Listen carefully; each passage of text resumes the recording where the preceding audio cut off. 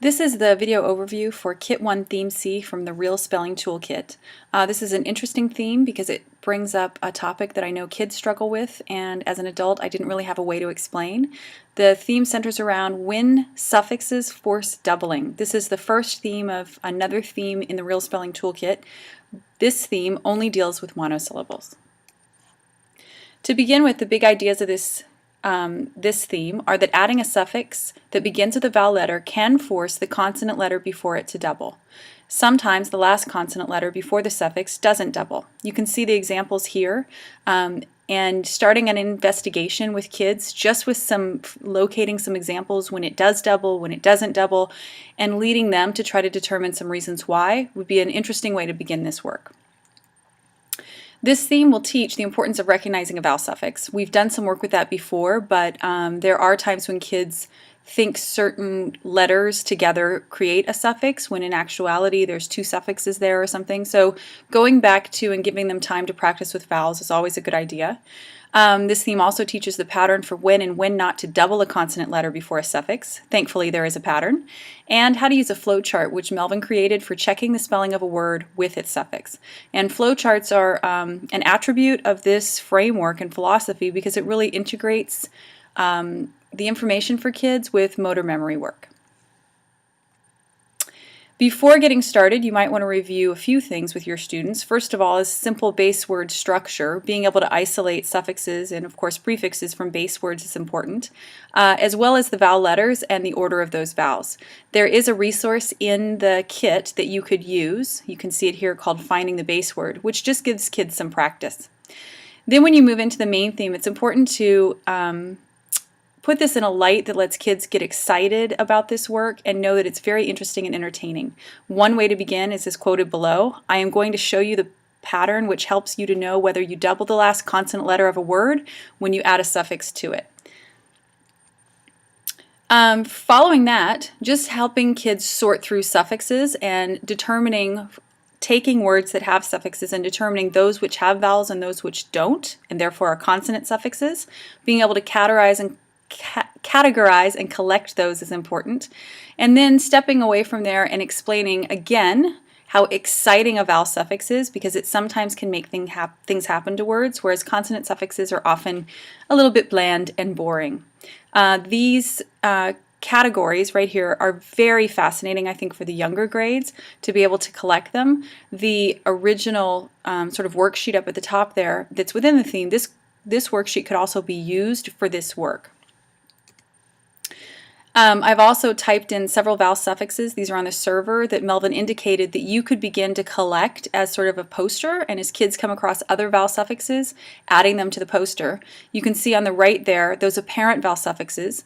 Not only children will make these mistakes, but sometimes us as adults we have to look at those carefully and recognize that it's really a combination of suffixes, both potentially being vowels or even a single silent E that causes some shifts there. So this is a lot of work that you could begin in this theme and continue throughout the remainder of the year, or even start earlier and build on from. The suffixing pattern in this theme that you're going to be teaching needs to be emphasized throughout. And the two main points are that it's only vowel suffixes that can cause doubling. So right off the bat, they should recognize and be able to tell you back that a consonant suffix will never cause a letter to double. So it's one of the first questions that they need to ask.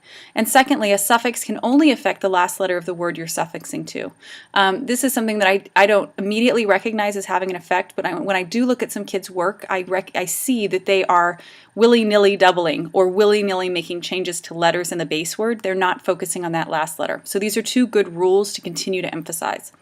The main suffixing pattern is if the last letter of the word you are suffixing to is a consonant, it might double, but only if there is only one consonant letter at the end and there is just one vowel letter immediately before the last consonant.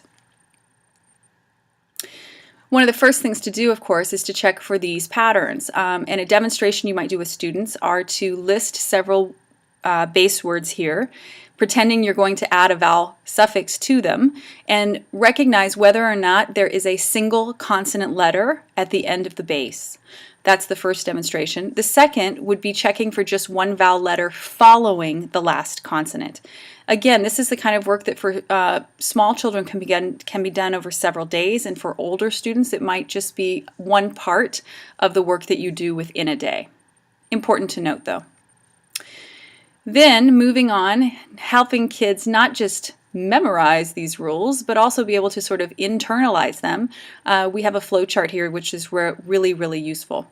So completing some word sums using the flow chart, and Melvin gave us some important information about flow charts and that they are great reference tools and they're excellent consolidators of learning, because what happens with repetitive use is you start to integrate the work. You can almost see the flow chart in your mind. But to do that, the students have to actually use the flowchart as a tactile device. So make sure that you're letting them touch it and having them read out the contents in each box. Finally, there's another worksheet in the theme where you can have students do this with more independence. The flowchart is still there, but they can complete the word sums along the side there. This could be an assessment as well. You could sort of use it to see how they're going with this work, as well as this might be something fun for parents to do, and we're going to be talking about that in an upcoming discussion. How fun it would be to have parents utilize some of our tools to consolidate some of their own learning. This is a great example of something that would be beneficial. Things that might come up at the end of this theme. One fascinating one is the digraph QU. Q itself is not a grapheme. It's never singly in a word in English. It's always written QU. So although the U is a vowel, we don't consider it a vowel. QU is considered a single consonant, essentially, when it comes to suffixing with vowel letters. If you get into suffixing with polysyllabic words, there's another kit and theme that you can look at, Kit 4, Theme A. This theme is only with monosyllables. And finally, when the last letter before the suffix is a W or an X, these two letters don't double before a suffix of any sort. So those are sort of the exceptions. However, one of the things Melvin wrote in his theme, which I thought was interesting, is just by saying W, you sort of assume it's doubled anyway. So this is a great theme to continue to build our word knowledge and for kids to get a lot of emphasis and time to play with words. So good luck. Thanks.